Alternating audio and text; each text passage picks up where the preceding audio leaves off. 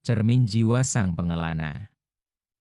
Langit senja membentangkan sapuan warna jingga dan ungu di atas cakrawala, menandai akhir dari hari yang panjang bagi Abdul, seorang pengelana yang telah merantau bertahun-tahun meninggalkan kampung halamannya. Usianya telah menginjak kepala 4, dan kerutan halus di sudut matanya menceritakan kisah-kisah perjalanan, penemuan, dan terkadang kekecewaan. Namun, malam ini, hatinya terasa lebih tenang dari biasanya. Ia duduk di tepi sebuah tebing, memandang lembah yang terhampar di bawahnya, di mana kerlipan lampu desa bagaikan bintang-bintang yang jatuh ke bumi. Abdul bukanlah orang yang mencari kekayaan atau kemuliaan duniawi. Perjalanannya lebih didorong oleh dorongan internal yang dalam, sebuah pencarian akan pemahaman. Sejak muda, ia selalu merasa ada sesuatu yang lebih besar dari sekadar kehidupan sehari-hari.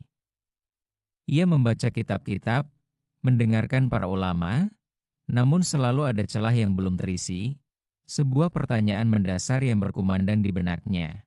Siapakah aku? Frasa lama yang pernah ia dengar dari seorang guru bijak, siapa mengenal dirinya, sungguh ia telah mengenal Tuhannya, terus-menerus menghantuinya. Awalnya, ia mengira itu adalah ungkapan mistis yang tak dapat dijangkau oleh akal. Namun, semakin ia berkelana, semakin ia berinteraksi dengan berbagai macam manusia, semakin ia menghadapi berbagai situasi hidup, frasa itu mulai menemukan resonansi dalam dirinya. Perjalanannya membawanya ke kota-kota megah yang dipenuhi kesibukan, desa-desa terpencil dengan kesederhanaan hidup, dan bahkan ke padang pasir yang sunyi di mana hanya angin yang menjadi teman. Di setiap tempat, ia mencoba menjadi pengamat yang tekun. Ia melihat kesombongan orang-orang kaya yang terlena oleh harta mereka, kelemahan para penguasa yang terjebak ambisi, keteguhan para fakir yang tetap bersyukur, dan keikhlasan para ibu yang berkorban tanpa pamrih.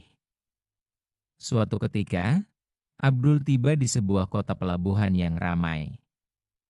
Ia memutuskan untuk bekerja di sana, mengamati kehidupan para pedagang, pelaut, dan buruh.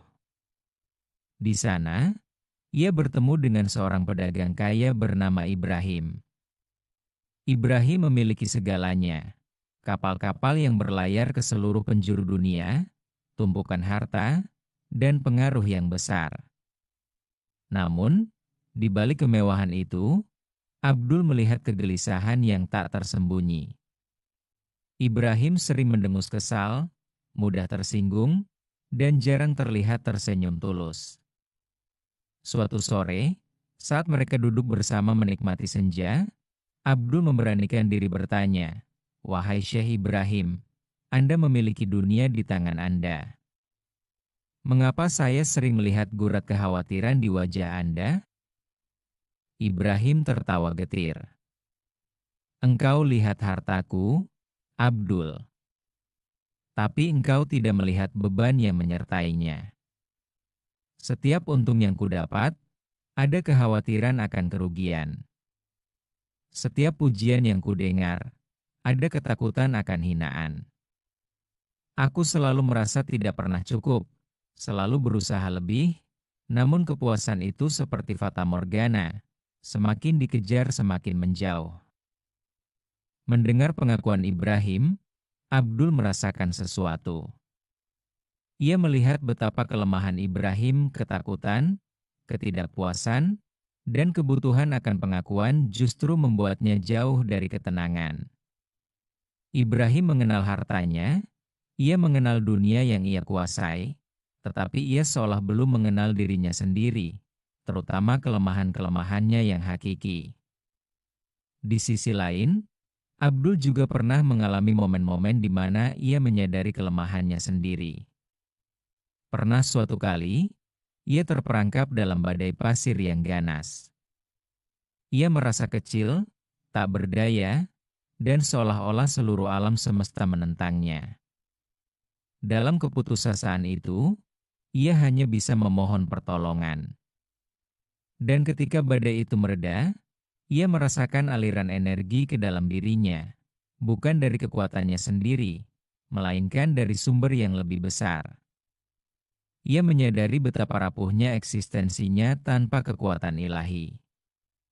Ada pula saat ia menemukan dirinya dikelilingi oleh orang-orang yang memujinya atas kebaikan yang ia lakukan. Awalnya, ia merasa bangga. Namun, begitu ia sendiri di kesunyian, timbul suara hati yang mengingatkannya.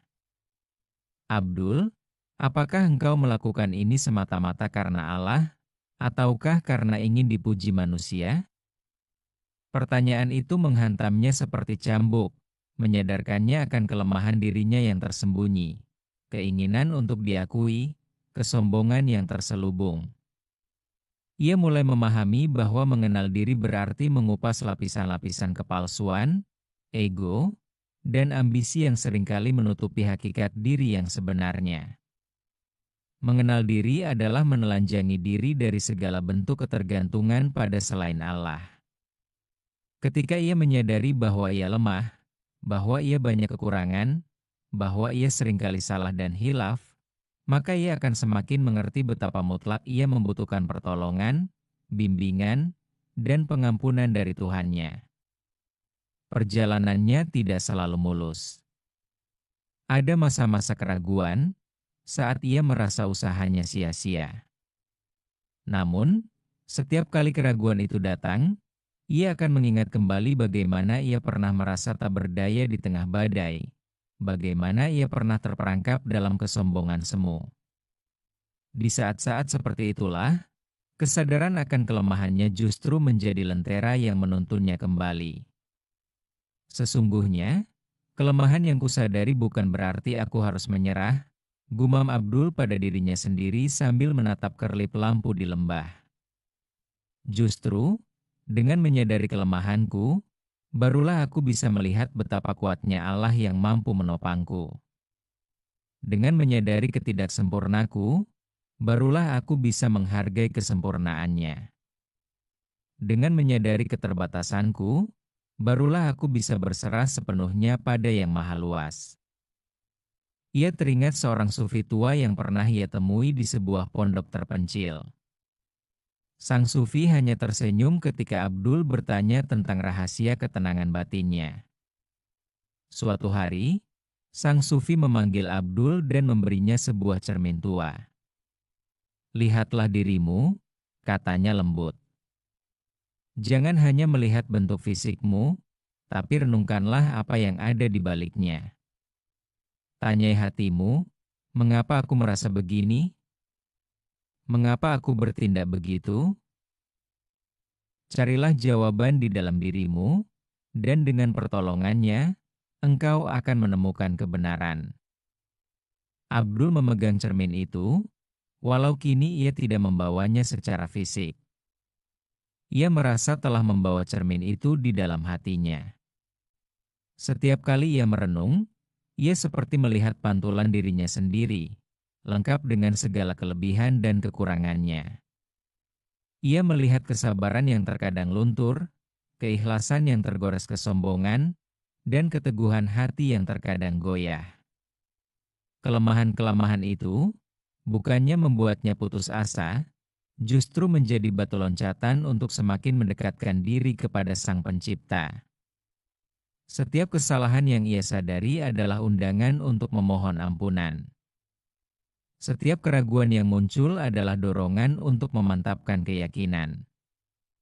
Setiap rasa takut yang menghantui adalah pengingat untuk mencari perlindungan di sisinya.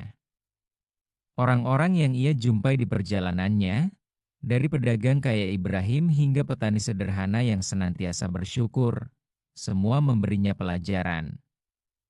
Mereka adalah cermin-cermin yang memantulkan berbagai sisi dari kemanusiaan, dan melalui pantulan itu, Abdul belajar lebih banyak tentang dirinya sendiri.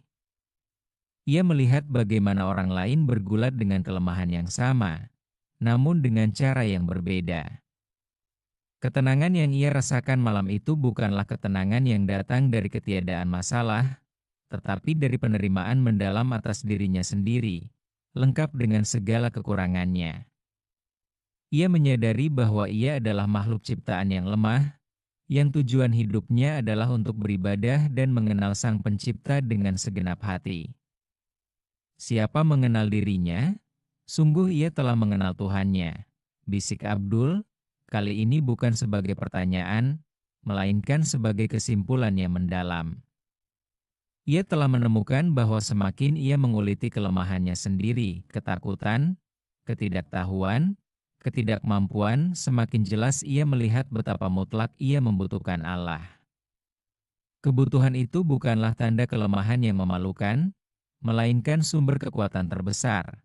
Karena ketika seseorang menyadari total ketergantungannya pada Allah, ia akan menemukan ketenangan, kedamaian, dan kekuatan yang sejati. Malam semakin larut, namun Abdul tidak merasa dingin. Hatinya hangat oleh pemahaman yang baru ia temukan.